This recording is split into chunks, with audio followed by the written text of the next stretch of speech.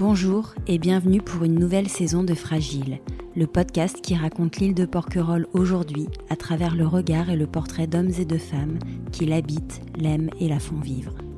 Comment sont-ils arrivés ici ? Comment voient-ils l'île évoluer ?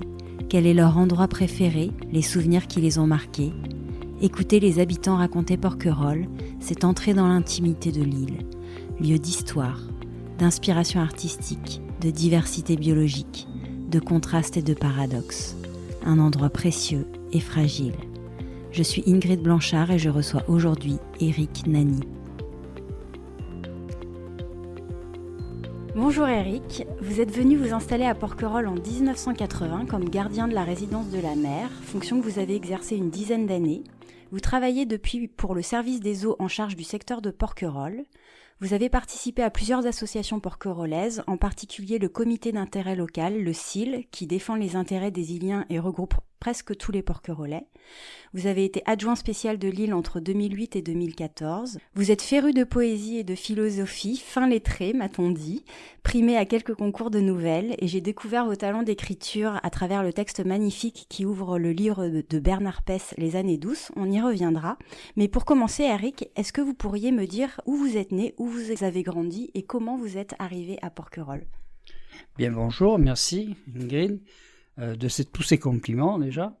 Alors, c'est difficile parce que je suis arrivé en fait en 1972 pour faire une saison sur l'île, comme beaucoup de jeunes le font encore. En faisant cette saison, je me suis aperçu que l'île était magnifique et que voilà, bon, c'est un peu un coup de cœur.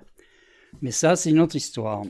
Je voudrais préciser que je ne suis pas porquerolais, je ne suis pas né ici, je n'ai pas passé mon enfance ici, que je n'ai pas passé mon adolescence non plus. Donc, en fait, c'est mon enfance qui m'a permis, je crois, de fils unique à une époque des années 60, une époque quand même qui était au niveau de l'éducation très sévère, très stricte.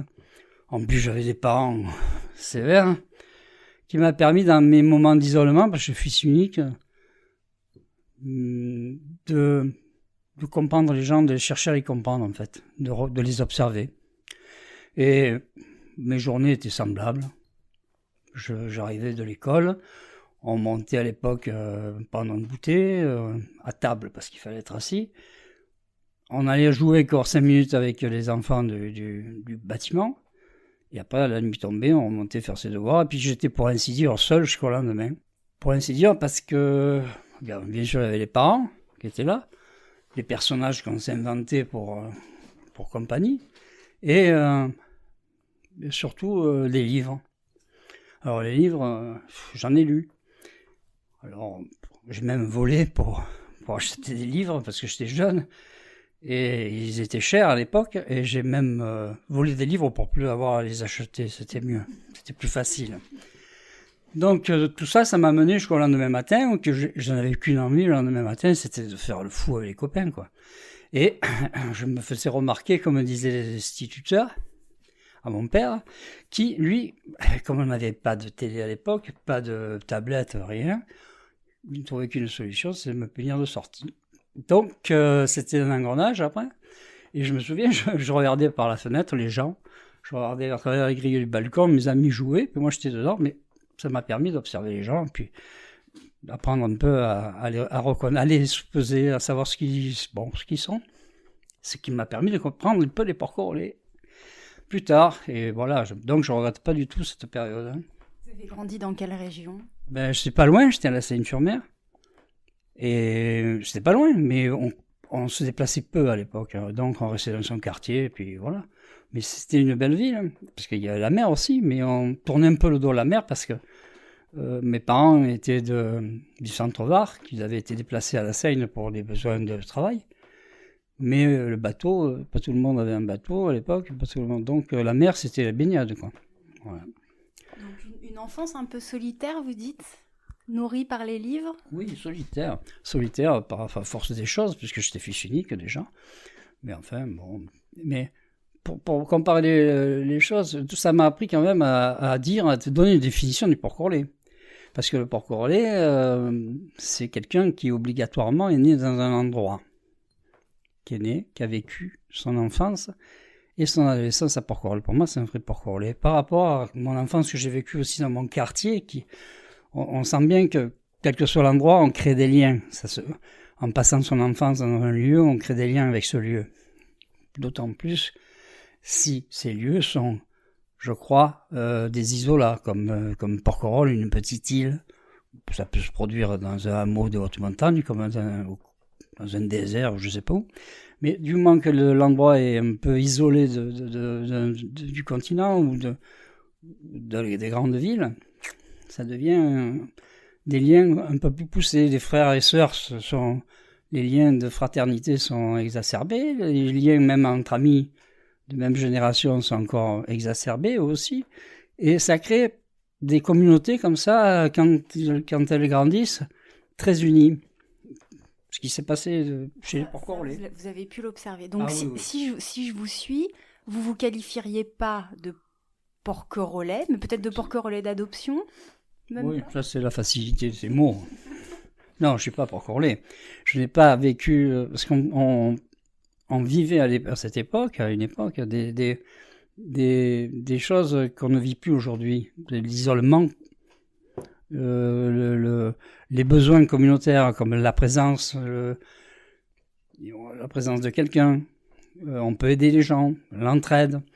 Toutes ces choses-là se vivaient très profondément à l'époque. Maintenant, on n'a plus besoin de quoi que ce soit. On est libre, on peut prendre le bateau. Il y a un bateau tous les quarts d'heure, il y a un bateau... Bon, c'est plus la même vie quand même. Hein. Et cette vie-là, cet esprit communautaire dont vous parlez, est-ce que vous l'avez un petit peu vécu, vous, en arrivant dans les années 70-80 ou pas ? Absolument, oui. D'ailleurs, on mettait un peu de temps. On était d'abord... Moi, j'étais arrivé en 1900. Je me suis installé en 80. Mais en 72, on est jeune, on ne s'aperçoit pas de tout ça. On aime le lieu. Et après, on aime les gens. J'ai eu la chance de rencontrer ma femme sur l'île, qui m'a fait connaître les gens, qui m'a fait connaître l'île d'abord, et puis connaître les gens. Elle est porquerolnaise ? Oui, elle est porquerolnaise depuis plusieurs générations. Voilà. Donc, il y avait beaucoup de familles à l'époque où je suis arrivé, qui étaient porquerolais de plusieurs générations. Maintenant, ça ne se fait plus. Voilà. Donc, cette période-là est très agréable. Après, moi, je suis venu, j'ai rencontré ma femme. Bien sûr, elle m'avait appris à connaître les gens, comme je vous ai dit. Elle m'a surtout appris à aimer l'île et à comprendre ce qui se passait, quoi. Moi, je n'avais pas fait attention à tout ça. Voilà. Et qu'est-ce qui vous a marqué justement à votre arrivée, à votre installation sur l'île ? Vous qui aviez vécu quand même un certain nombre d'années sur le continent, quand vous êtes arrivé ici, qu'est-ce qui vous a frappé ? Ça a été difficile ou pas de s'adapter ou pas du tout ? Je crois qu'au début, j'ai été le copain de Chantal. Après, maintenant, on m'appelle Eric, mais au début, c'était le copain de Chantal. Voilà. Donc, j'appartenais plus à Chantal que ce que Chantal m'appartenait. Hein. C'est comme les belles familles. C'est un peu pareil. Voilà. Donc, et puis, on a toujours un regard on regarde l'un sur l'autre, mais bon, c'est pas méchant. C'est comme ça, hein, en fait. Tout le monde se connaît, mais puis voilà. Mais vous n'avez pas eu peur de vous installer sur une île ? Non, ça s'est passé un peu bizarrement. Je suis arrivé, j'ai pris le bateau, c'était la première fois que je prenais le bateau. Alors, je me souviens, il était tout rond, il s'appelait l'Épervier, il était tout rond, tout en bois, tout beau. Il était arrivé en dodelinant comme ça, à la tour fondue. Bon, je suis monté à bord, j'ai attendu un petit moment, à trop regarder comme ça. Et puis, le capitaine est passé, je l'ai reconnu à la casquette. Il y avait une casquette blanche, avec une coiffe blanche. Donc j'ai dit, c'est le capitaine. En effet, il est monté, il a marché 3 marches, et puis il est parti, on est parti. Tranquille. Première fois que je prenais le bateau, j'ai vu l'île arriver comme ça, les embruns, je me suis mis à l'avant, les embruns, l'air. Première fois, je me sentais aussi libre de ma vie, que je quittais quand même mes amis et mes parents pour pas mal de temps. Je suis arrivé sur le port, on a mis pied à terre, on a essayé de marcher un peu mieux, bon. Et c'est marrant parce que là, je me suis senti un homme pour la première fois, et en même temps tout petit. Alors, à la fois, c'était paradoxal. C'était marrant, cette sensation d'être libre, d'être un homme, et en même temps isolé dans un endroit qu'on ne connaît pas. Je sais pas, c'est peut-être ce que ressentaient conquistadors à l'époque, je sais pas, les découvreurs, je sais pas. Bon. Donc ce premier pas sur Porquerolles, vous vous en souvenez de façon assez oui, nette? je m'en rappelle, oui, je m'en souviens. J'ai traversé ce port parce qu'arrivé, mon père était cheminot, alors on se déplaçait beaucoup en train. Et arriver dans une gare, dans un endroit par la gare, c'est une chose. Mais arriver dans un endroit par le port, c'est une autre chose, c'est une autre dimension. Et je me souviens, c'était fabuleux pour moi. Je voyais tous ces mâts, c'est une forêt de mâts. Je suis monté dans le village et j'allais rejoindre donc l'endroit où je travaillais. Voilà. Et c'était vraiment une sensation très, très impressionnante. Je ne sais pas comment la définir en fait. C'est à la limite d'être un conquérant et d'être rien du tout, quoi, mais très très petit. Ça jouait entre ces deux échelles. C'était marrant. Bon. Et c'est une sensation quand vous reprenez le bateau et que vous arrivez sur l'île. Est-ce que vous la revivez un peu ou de façon fugace? J'imagine qu'elle peut pas être aussi intacte, mais...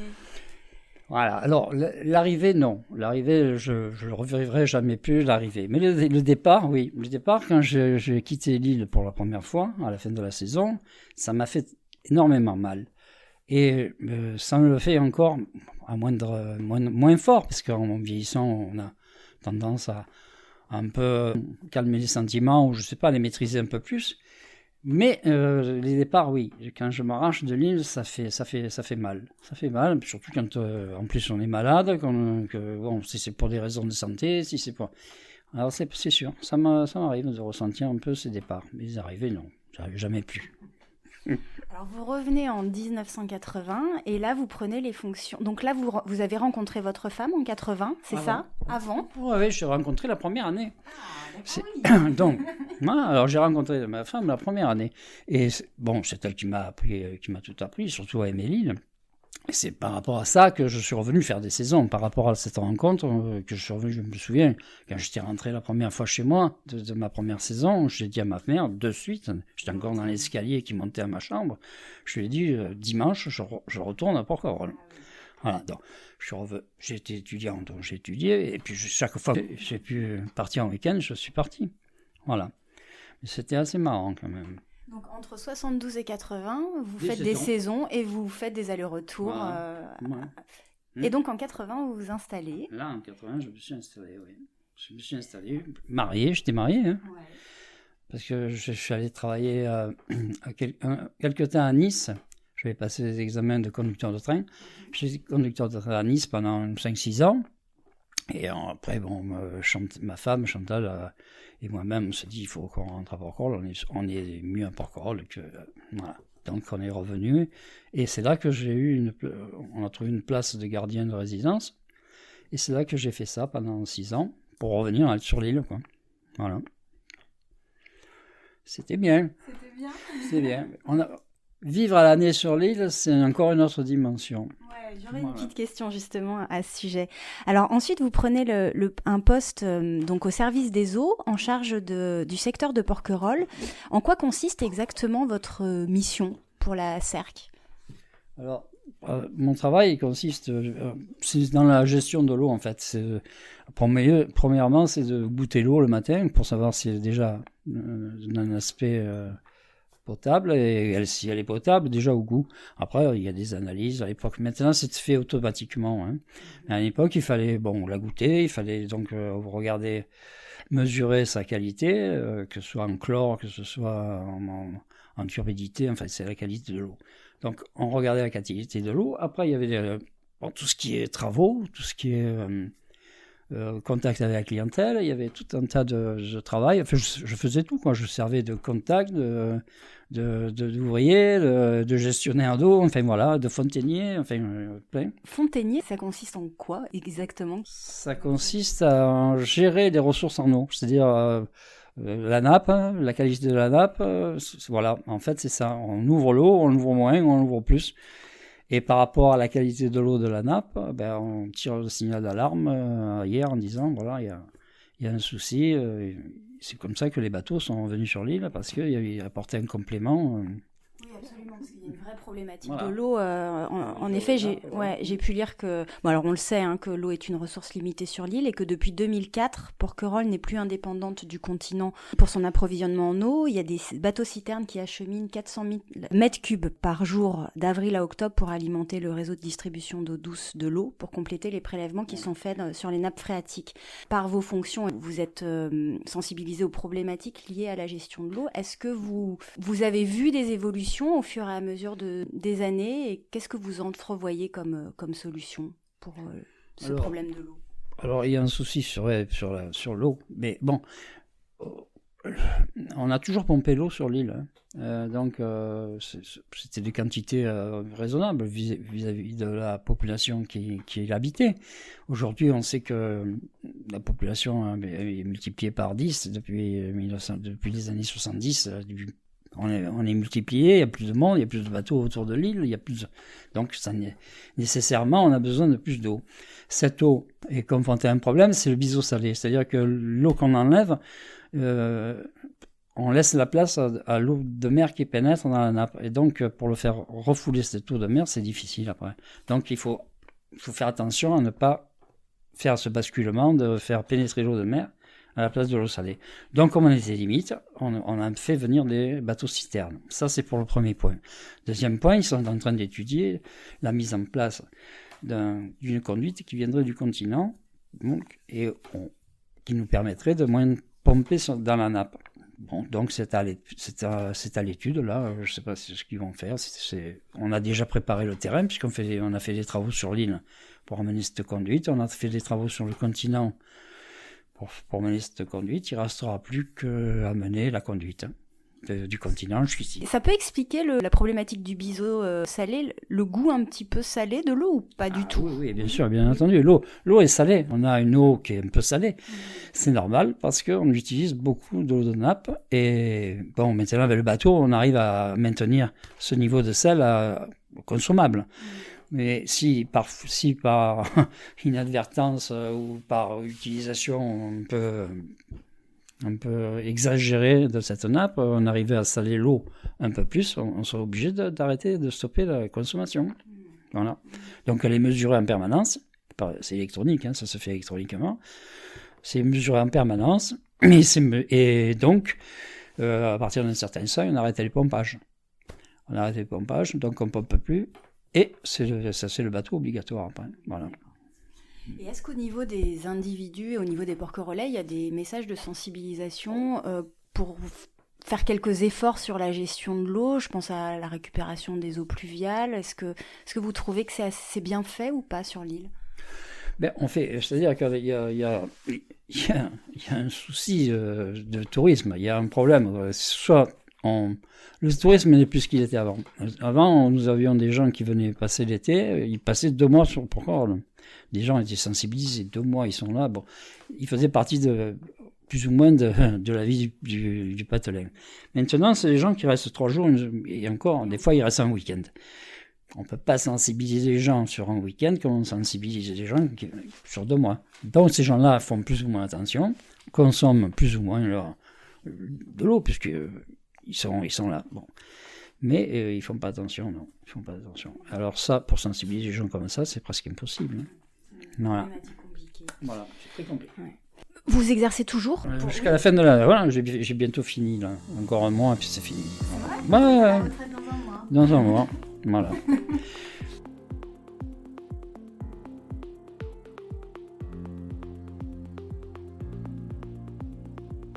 Vous avez également été adjoint spécial de Porquerolles, on l'a dit, de 2008 à 2014. Est-ce que vous pourriez nous expliquer les missions rattachées à cette fonction d'adjoint spécial, qui me paraît un petit peu spécifique au territoire, non? Oui. Alors, comme hier, c'est une commune très étendue, à une époque où on n'avait pas les voitures, on n'avait pas de moyens de communication comme aujourd'hui, on déléguait certains pouvoirs à des maires adjoints, à des adjoints comme à Porquerolles, et pour les mariages, pour des trucs civils. Donc on déléguait des pouvoirs des gens. Aujourd'hui, c'est moins nécessaire, mais les îles, quand même, c'est quand même éloigné parfois. Et pour les mariages et tout, ça soulage bien les maires que les adjoints soient là. Bon, à part, je dois dire aujourd'hui, à part traduire le langage porquerolais en langage girois pour que le maire comprenne bien, l'adjoint, il n'a pratiquement aucun pouvoir, si ce n'est de donner l'avis des porquerolais s'il le veut bien. Voilà, c'est tout. Au moment où vous avez exercé, donc vous avez célébré des mariages, j'imagine. Oui. Une vingtaine, oui, tout de même, Je suis marié à mon époque. C'est vrai que ça s'est un petit peu perdu. Quelles ont été les problématiques auxquelles vous avez été confrontés et les enjeux qui demeurent encore aujourd'hui quand vous avez été adjoint spécial? C'est un peu ce que je disais, c'était traduire des besoins, parce que bon, hier, comme je l'ai dit, est très grand, c'est une cité assez importante, et en étendue, hein, je veux dire, c'est pas tellement le monde, c'est surtout vaste. Ouais. Donc, le réseau d'eau est vaste, donc tout est vaste en fait. Et toutes ces parties de hier ont des besoins. Alors quand on est adjoint à Porquerolles, qu'on n'est pas très près de son maire, puisqu'on est sur une île, on a plus de mal à donner ses besoins, et surtout à les défendre, puisque bon, le conseil municipal, eh bien, ils s'entendent mieux pour se défendre que hier, à Porquerolles. Bon, vous voulez dire qu'il y a des problématiques qui sont propres à la vie insulaire, qui ne sont pas forcément faciles à faire valoir auprès de... L'école, les transports pour aller à l'école, tout un tas de problématiques du OSI. Je veux dire, bon, à l'époque, il y avait des enfants, mais il y avait l'école primaire, elle a toujours existé, hein, mais après, pour aller en face, il n'y avait pas les navettes qu'il y a aujourd'hui, donc les enfants restaient la semaine à l'école, en internat. Donc, ma femme, moi je me souviens, elle partait le dimanche soir d'ici, elle rentrait le samedi après-midi, quoi. Je veux dire, bon, il y a tout. Alors que maintenant, on part le matin, on vient le soir. Bon. Voilà, donc il y a tout un tas de problématiques. Le médecin, c'est pas évident, la pharmacie non plus, voilà. C'est ilien, ou on est ilien, ou on n'est pas aussi. Maintenant, on ne peut pas être ilien, en même temps, avoir. Hein, bon, alors c'est le choix. Vous avez vécu la menace de fermeture de la crèche, notamment. Enfin, c'est des vraies problématiques.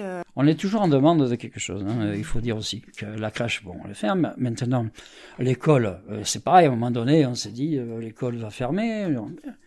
Je crois que il y a un temps d'inertie. Bon, là, il y a des enfants qui naissent. Donc, je crois qu'il y a un moment où, c'est vrai, on craint, mais... Finalement, les maires ont conscience du problème, les services sociaux ont conscience du problème, ils sont patients, voilà. Après, si maintenant les critères sont contre nous, s'il n'y a plus personne sur l'île, c'est sûr qu'à un moment donné, on va fermer la crèche. Mais bon, il y a toujours des alarmes. Il faut encourager les jeunes familles à rester. Bon, je ne peux pas faire non plus la reproduction de l'île, seul, je n'y arriverai pas. Voilà. Vous avez également été membre du CIL, donc le comité d'intérêt local de l'île. C'est un engagement qui a beaucoup compté pour vous, durant lequel vous avez eu à cœur de soutenir et de développer un esprit communautaire. Vous en parliez tout à l'heure, un esprit communautaire de fraternité et d'espoir ilien, pour reprendre vos propos. Quelles sont les missions de cette association et est-ce que vous y êtes toujours investi ? Oui, c'est une association qui m'a touché dès que j'ai participé à cette association. À l'époque, je me souviens, il y avait des gens comme Lilou Diana qui s'en occupaient et Charles Besse qui était le président.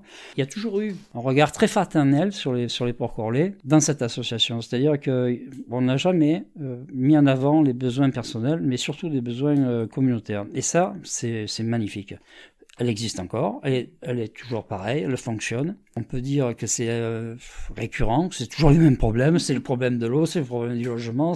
Les problèmes ne sont pas résolus pour ça, mais ça maintient un esprit communautaire et ça c'est important. Donc, moi je suis à fond avec ces gens. J'ai été président pendant 20 ans, ma femme a été présidente, il y a de nouveaux présidents.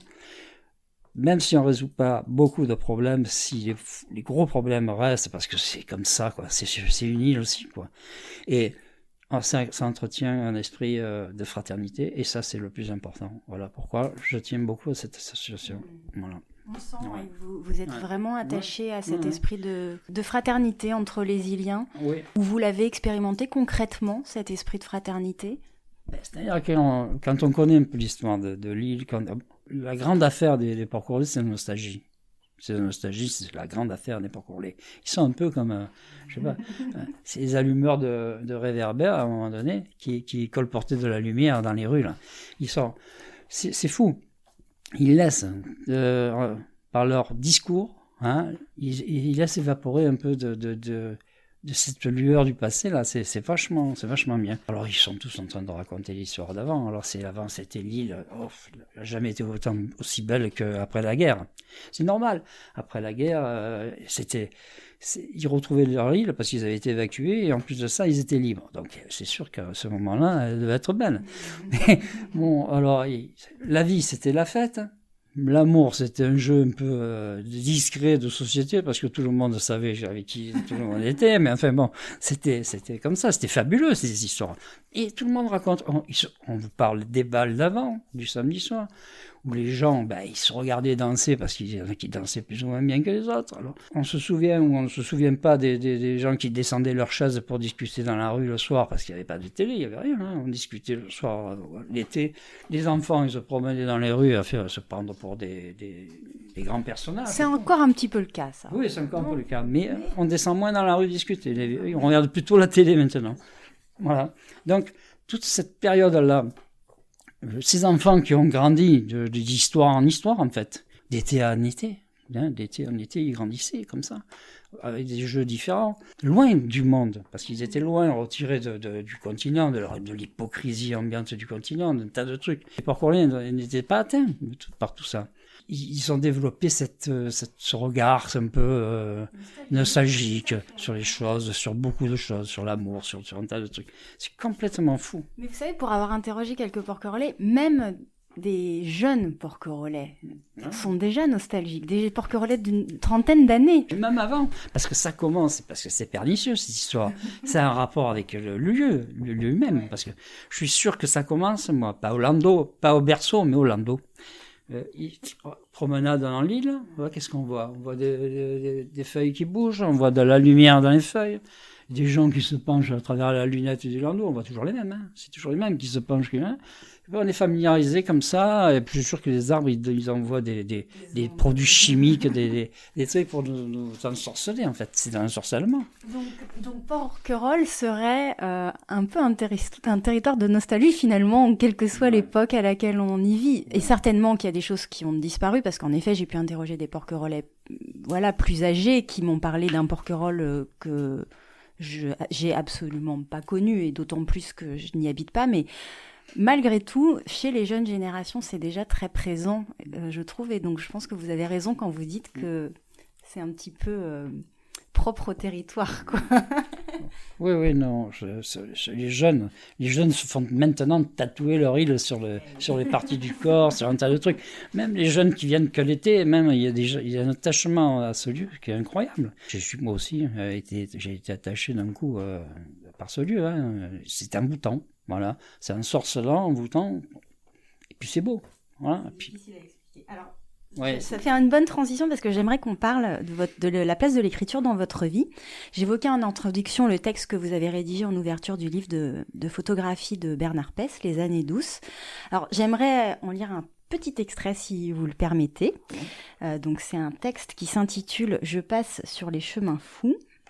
Je passe sur les chemins fous de mon enfance, la tête embrasée par les souvenirs qu'ils rallument. Au vent, je crie le nom des gens que j'aime, iliens, enfants, se partageant la terre. Les arbres voient les creux de mon visage où glissent les blessures du temps qui passe. Sur ce tapis de saison qui se déroule, la vie se renouvelle comme la houle. Je revois l'automne tant attendu d'un homme qui marche. Je fais une petite ellipse.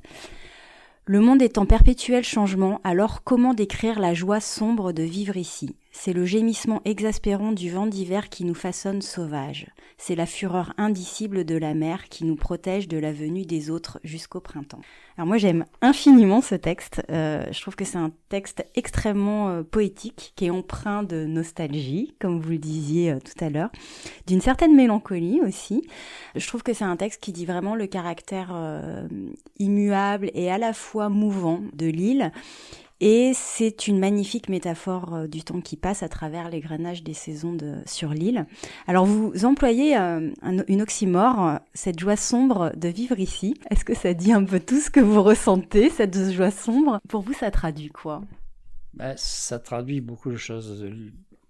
Ce que je disais tout à l'heure, la nostalgie profonde des gens qui habitent ici. Ça traduit aussi les hivers que l'on passe entre nous, comme des plongeurs en eau sombre, comme ça, on se promène dans les rues. Ça traduit beaucoup de vie hivernale, de vie entre nous. Hein. On n'hiverne pas, nous, on hiverne. L'été, on se met en repli. Le vrai porc-orlais se met en repli l'été. Mais l'hiver, il vit, en fait. Donc, c'est cette vie d'hiver que c'est cette joie sombre de vivre ici. Un peu de mélancolie, même beaucoup. Et puis, cette influence du passé, toujours, c'est toujours cette influence, comment on peut dire, on a des bateaux, ne serait-ce que des bateaux, ils s'appelaient à l'époque l'épervier, le cormoran, le corail rouge, ils étaient beaux, ils étaient ronds, on les reconnaissait de loin. Aujourd'hui, ils s'appellent tous la même chose. Et ils viennent de partout en plus. Voilà, avant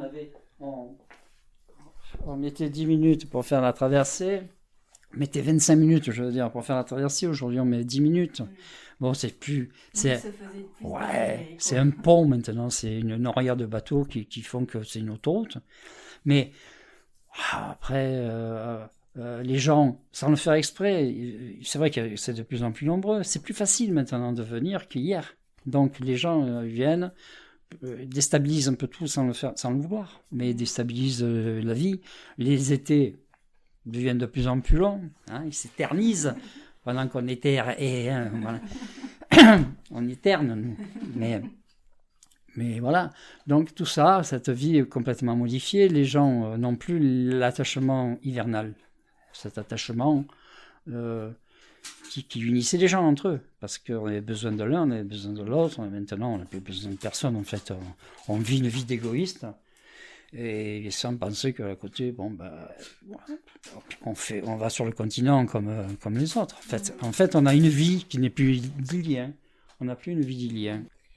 Quand j'ai lu votre texte, je vous connaissais pas du tout, j'ai vraiment cru que vous étiez né ici. Et donc, je me suis dit, soit c'est un texte vraiment qui dit à la fois votre rapport à l'île et peut-être ce que vous avez voulu traduire pour le livre de Bernard, qui lui a grandi ici.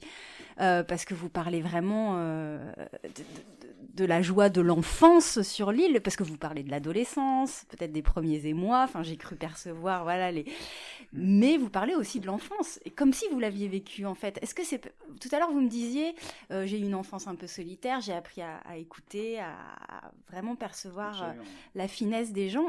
Vraiment, à la lecture de ce texte, on a l'impression, moi j'ai eu l'impression d'entendre Bernard en quelque sorte, avec beaucoup de poésie et beaucoup de... C'est ce que m'a dit ma femme. Parce que la première qui a compris ça, c'est ma femme. Mais seulement c'est elle qui m'a expliqué tout ça. C'est mon fils aussi. J'ai eu un fils ici, j'ai eu un garçon qui a grandi sur l'île, qui a eu une enfance, qui a eu une adolescence sur l'île, j'ai compris tout ça. Mon beau-frère, sont ici, donc j'ai compris tout ça. Il suffit d'être juste. Voilà. Ouais, je crois que c'est de l'empathie. Après... on ressent les choses ou on ne les ressent pas. On donne, je crois, un don aux enfants uniques d'empathie un peu plus développée, on va dire. Mais bon, c'est comme ça, c'est une époque. Mais, c'est sûr que je l'ai dit, j'ai écrit un texte qui... Voilà. Mais bon, il a voulu que je le fasse, je l'ai fait. Personnellement, je trouve qu'il mérite vraiment d'être lu et relu. Ça interroge du coup votre rapport à la lecture et à l'écriture. Est-ce que vous écrivez régulièrement ? Oui, alors depuis, je vais dire, j'ai beaucoup lu. C'est comme les mots croisés. J'ai beaucoup fait des mots croisés. Maintenant, je crée des mots croisés.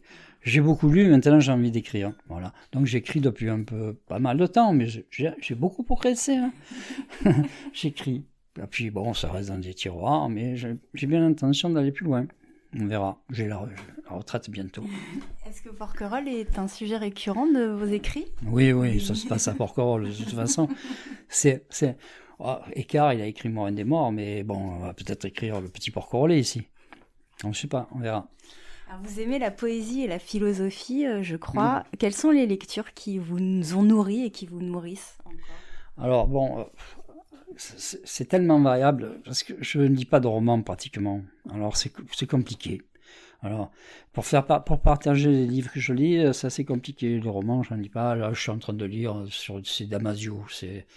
Ça explique des sentiments. Ça explique plutôt ce qu'on est. Hein. C'est du Spinoza, c'est des trucs comme ça qui mêlent les sentiments, qui ne détachent pas l'être de l'esprit. C'est un truc un peu, voilà.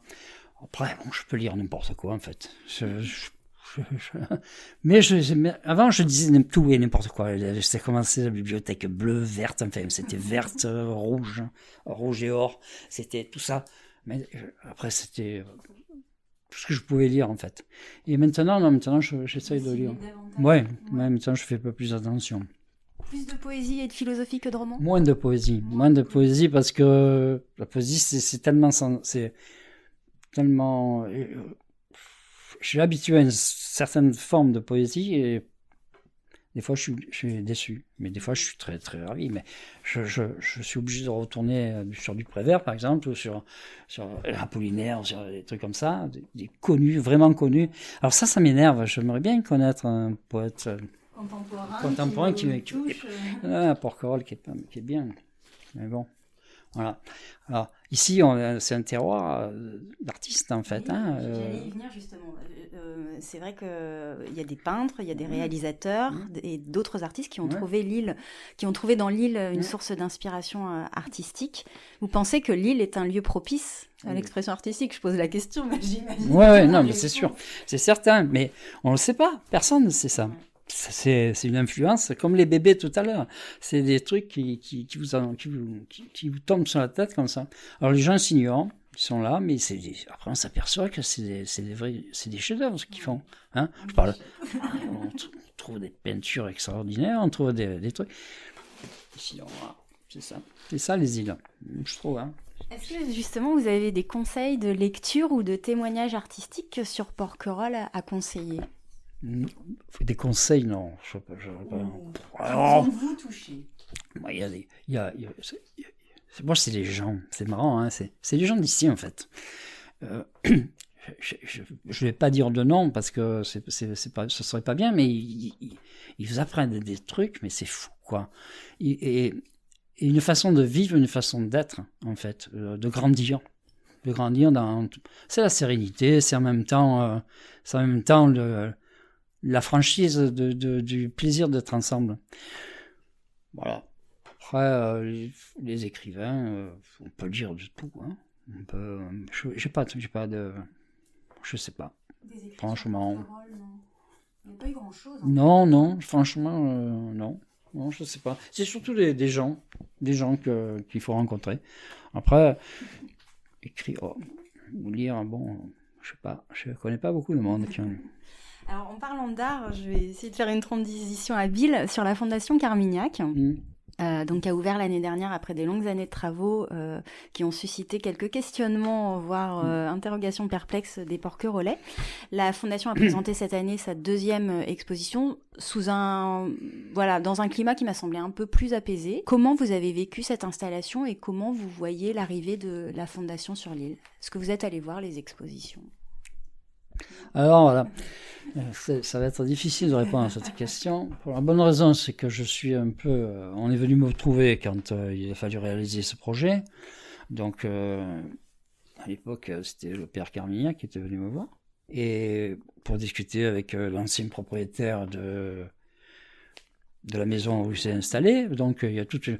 Bon, la culture, pourquoi? Moi, je suis d'accord, hein, il n'y a pas de souci, j'aime bien. Mais le père Carmignac m'a dit, parce que nous, on fait les asperges dans son endroit, on faisait les champignons dans ce coin. Bon, on m'a dit, vous viendrez faire vos champignons parmi les statues qui sont... Bon. Après, la première chose qu'il a fait, il avait grillagé. Bon, il a clôturé. Bon, enfin, c'est rien, c'est pas des trucs. L'art, c'est bien. Mais ce qui est dommage dans l'art, c'est qu'il y a il y a des gens qui sont humbles devant l'art, et il y en a d'autres qui se servent pour pas être humbles devant l'art. Donc, si c'est pour voir passer des gens qui se prétendent supérieurs parce qu'ils ont vu 2 œuvres de chez Carmignac ou de quelconque musée, c'est pas la peine qu'ils restent chez eux. Voilà. La culture, c'est bien. Ce qu'ils font, ils le font bien parce qu'ils essayent de faire quelque chose qui est ouvert qui est ouvert au Port-Corlay, qui est ouvert. C'est vrai que c'est vachement bien, mais c'est le monde qui tourne autour, qui est bien souvent pas très très bien. Voilà. C'est comme ça. Moi, Donc vous n'êtes pas allé voir les expositions? Non, je suis pas allé. Non, je suis pas allé. Non, je ne suis pas allé. Le jour où je voudrais y aller, j'irai, hein, mais pour le moment, j'attends. Voilà, je suis bien. Je suis pas allé parce qu'il faut mettre le chien. Hein. Il faut laisser le chien à l'extérieur et je pense que c'est mon chien à l'extérieur. Donc, je suis pas allé.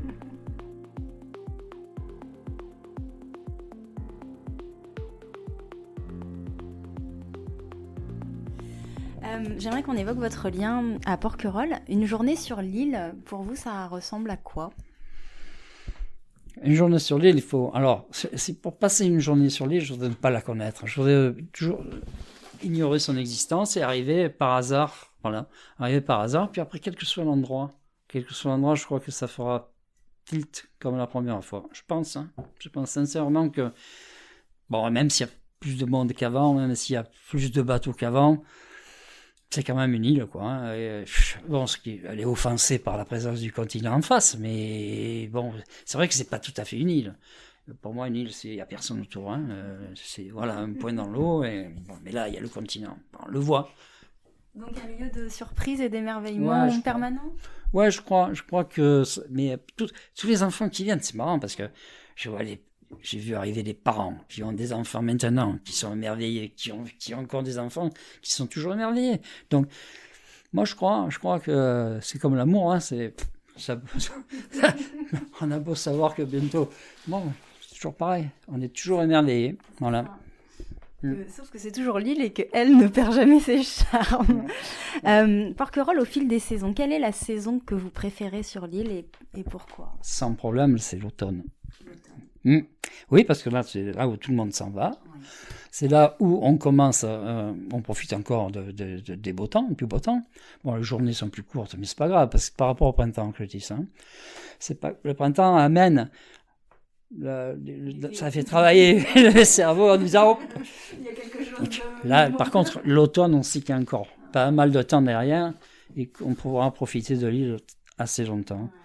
C'est comme les champignons et les asperges. On sait que quand les asperges sont là, il ne reste plus guère de temps pour que l'été arrive. Voilà, donc on vit au fil des saisons, mais on ne vit pas du 1er janvier au 31 décembre. On vit en fait du mois d'octobre au mois d'octobre après. Nous, on vit, c'est un peu un léger décalage quand même. Ouais. Est-ce que vous avez un endroit que vous affectionnez particulièrement sur l'île? Je savais qu'on allait me poser cette question, mais j'ai cherché, non. J'ai pas d'endroit particulier. Sauf, entre parenthèses, celui que j'ai connu la première avec ma femme. Mais bon, voilà, c'est intime, c'est personnel, très intime. Sinon, non, j'ai pas d'endroit particulier. Ou alors toute l'île, comme vous dites. Oui, non, il y a les Mèdes. Quel que soit l'endroit, je crois qu'on y trouve du charme, mais ça c'est vrai. Mais il y a des endroits où les jeunes, je me souviens, faisaient du ski avec des luges sur des aiguilles de pin. C'était fabuleux cet endroit. Bon, il n'y avait pas de neige, mais bon. D'autres, c'est des rochers, c'est des petites criques, une calanque, un truc où on faisait des oursins, on faisait ici. Bon, tous ces endroits-là, je crois que c'est marqué plus par la jeunesse. Et comme je n'ai pas passé cette jeunesse-là sur l'île, je n'ai pas d'endroit particulier. Voilà. Oui, je comprends. Bon, voilà. Mais ça rejoint un petit peu ce que vous disiez. Je pense que quand je vous disais que certains jeunes avaient la nostalgie, la nostalgie de Porquerolles, je pense que la nostalgie renvoie à une époque assez bien définie entre l'enfance et l'adolescence et la vie de jeune adulte. Pour vous, la Porquerolles authentique, est-ce que ça signifie quelque chose? Et si oui, ça renverrait à quoi? Porquerolles authentique, ça renverrait à des gens qui l'ont occupé, qui l'ont habité à une époque. Aujourd'hui, cette époque ne veut plus rien dire, parce que le porquerolles authentique, c'était les commerçants porquerolais qui exploitaient leur commerce, mais toute l'année. Maintenant, je ne sais pas si ça veut dire quelque chose. Là, maintenant, aujourd'hui, de nos jours, on n'a plus de contraintes d'hygiène. Les gens, les commerçants qui sont sur l'île, la plupart sont des étrangers, hein, qui arrivent qui prennent petit à petit. Ils sont pleins d'amour pour l'île aussi. Hein. Au fur et à mesure, ils aiment l'île. Mais je ne les vois jamais à l'extérieur. Hein. Je les vois toujours dans le village. Ils ne sortent pas du village. Il y a un petit peu de porquerolles authentiques dans le livre de Bernard Pess. Oui, ce sont des personnages authentiques. Hein. Ouais. Ce sont des personnages qui ont vécu le porquerolles, qu'on pourrait dire authentique. Voilà. Maintenant, c'est fini. On ne pourrait plus faire un bouquin comme ça. Hein. Non. Non, je crois pas. Est-ce que vous pourriez me raconter un souvenir ou une anecdote marquante de votre vie à Porquerolles ? Alors, tout à l'heure, on s'est dit que c'était la première fois de ci, la première fois de ça, la première fois de... moi, je vais voir. Le premier jour où je suis arrivé sur l'île, je suis arrivé donc je travaillais au libre-service Porquerolles. Je suis arrivé. Bon, le patron m'a dit m'a conduit à ma chambre, m'a présenté ma chambre au-dessus des toits du libre-service. Il m'a dit, vu l'heure, il était vers les 11h, on va fermer, donc tu reviens cet après-midi pour la réouverture à 16h30. Mais là, il m'a conseillé d'aller manger un sandwich sur une plage, prendre un peu la température, on va dire, du lieu. Hein. Donc, j'étais allongé là, sur la plage d'Argent, parce que la plage d'Argent, ça sonne. Plage d'Argent.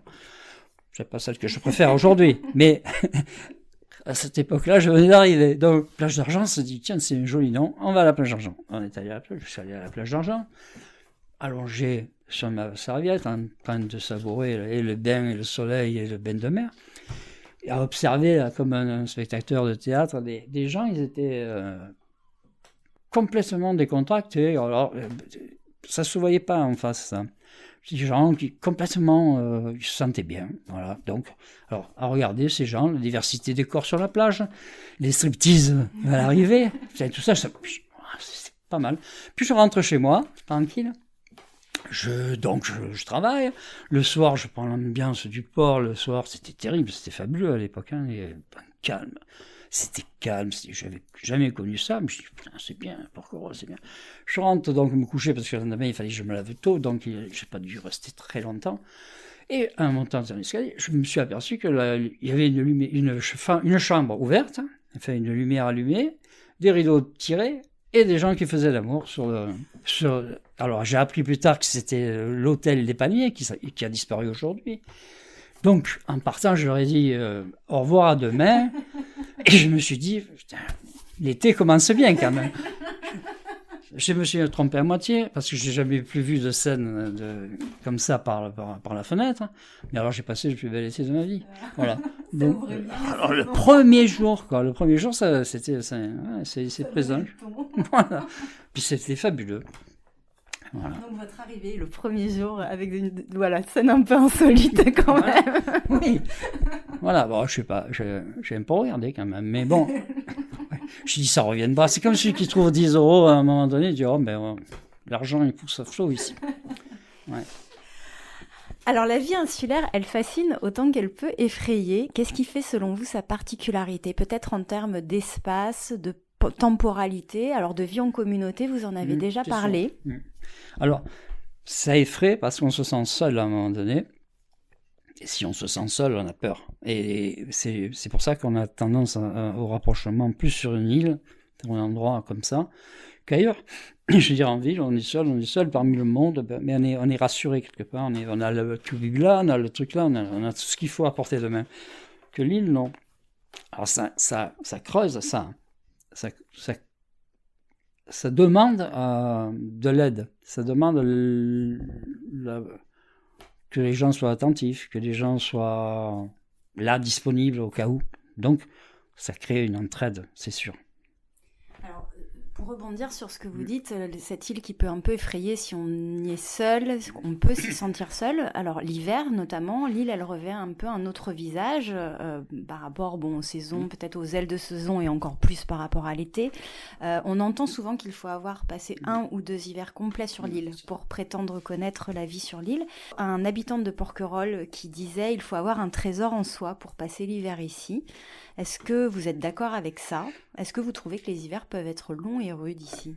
Oui, je comprends ce qui se passe pour ceux qui les trouvent longs et rudes. Je comprends. Mais c'est vrai qu'un ou 2 hivers, c'est peut-être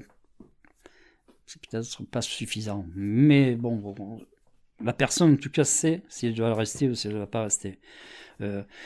Ça, c'est des questions. C'est vrai qu'il faut avoir un trésor en soi. Le trésor en soi, c'est aimer sa solitude, aimer être seul. C'est aussi trouver quelqu'un. C'est bon, on reste plus facilement quand on est 2, mais bon, ça suffit pas quand même. Il faut quand même se sentir bien dans un endroit, seul, accompagné, et avoir une image d'un avenir pas nécessairement dans l'opulence. J'ai lu tout à l'heure où vous dites c'est le gémissement exaspérant du vent d'hiver qui nous façonne sauvages. En effet, je pense que pour être porquerolais, vivre et passer les hivers ici, il faut en effet être sûrement bien avec soi-même et en bonne compagnie avec la solitude. C'est propre aux porquerolais, vous pensez ?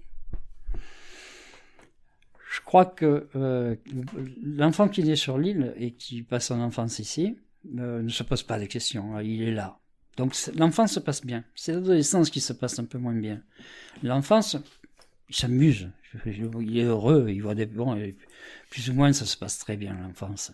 Par contre, quand il commence à aller sur le continent, quand il commence à voir ce qui peut se passer sur le continent, que ce n'est plus le centre du monde, ce n'est plus son histoire qui se passe sur son île avec ses petits jouets, avec ses petits machins. Ce qui se passe, c'est que voilà, t'as pas vu ça, t'as pas vu ci, t'es pas allé au cinéma, t'es pas allé là, t'es pas allé...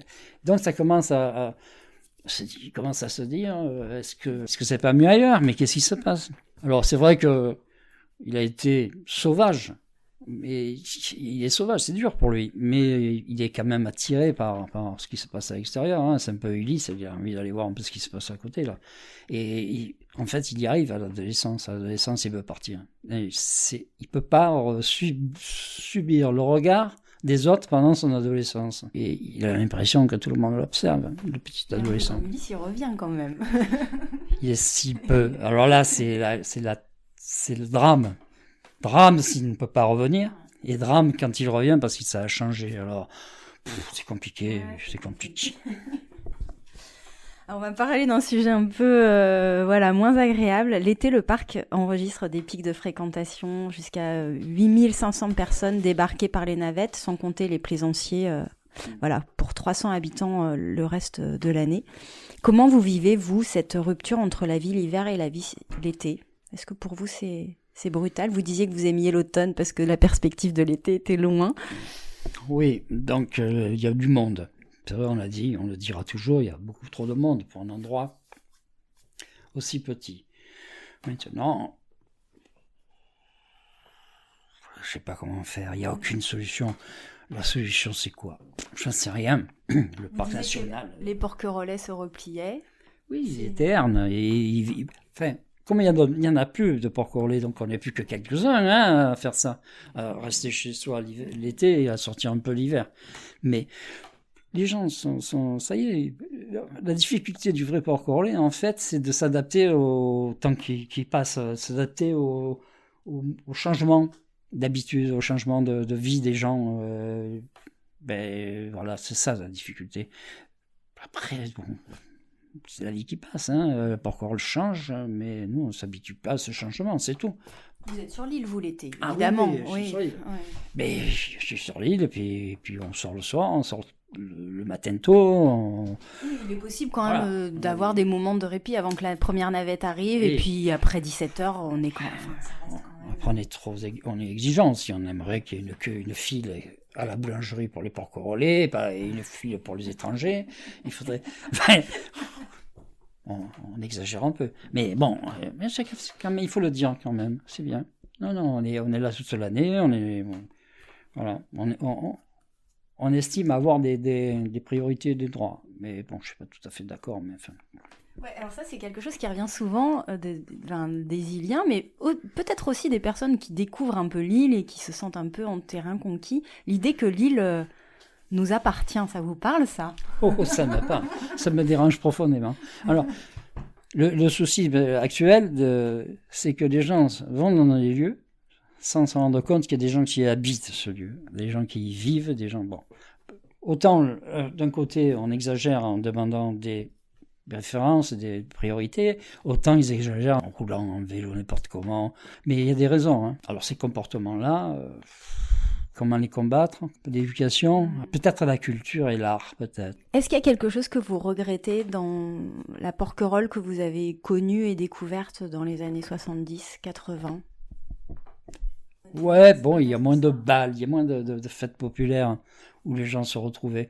Mais je me souviens, moi, les résidents secondaires de Porquerolles venaient à Porquerolles, ils étaient inclus complètement dans la société porquerolloise. Ils venaient passer un mois presque. Un mois, ils passaient 2 mois, mais ils étaient complètement inclus, c'est-à-dire qu'ils participaient avec nous à un tas de choses, aux boules, bon, les jeux de boules, on n'en voit plus, il n'y en a plus sur la place. Il y a beaucoup de choses qui se sont perdues des ambiances d'avant. Les balles, les concours de boules, des tas de trucs. Hein, la vie du village, en fait. La vie du village. Puis même, à Porquerolles, c'était les Porquerolais, on allait boire un pot, on était reçus en tant que Porquerolais, je veux dire. Là, c'est le monde, quoi. Il y a tellement de monde qu'on ne peut pas dire... on ne peut pas être exclusif. Hein. Quels sont pour vous les grands enjeux de Porquerolles dans les années à venir ? Ça va être continuer à être heureux hein, sur cette île. Alors ça, je ne sais pas si on y arrivera, mais moi ce que j'aimerais, c'est que chacun prenne ses responsabilités. C'est-à-dire que le parc national s'est installé sur l'île, ils se sont presque imposés parce que par des textes de loi pour s'occuper et gérer cette histoire en parc national. Alors maintenant qu'ils le prouvent. Je veux dire, on est parc national, eh bien on ne tolère pas ce qui se passe à l'heure actuelle. Les gens n'ont pas de toilettes, les gens se promènent avec des véhicules, des vélos électriques, il n'y en a pas besoin. Pourquoi on tolère ça? Pourquoi on tolère des choses alors qu'on est dans un parc national? Quand on s'impose dans un endroit en disant on va faire quelque chose de bien, il faut le faire. L'arrivée du parc, vous ne pensez pas que sur certains aspects, c'est une bonne chose, néanmoins? Non, mais qui le prouve? Je ne suis pas anti-parc à 100%. Moi, je demande des preuves. C'est toujours des discussions. Moi, je m'aperçois que cette société, c'est une société de parlotte.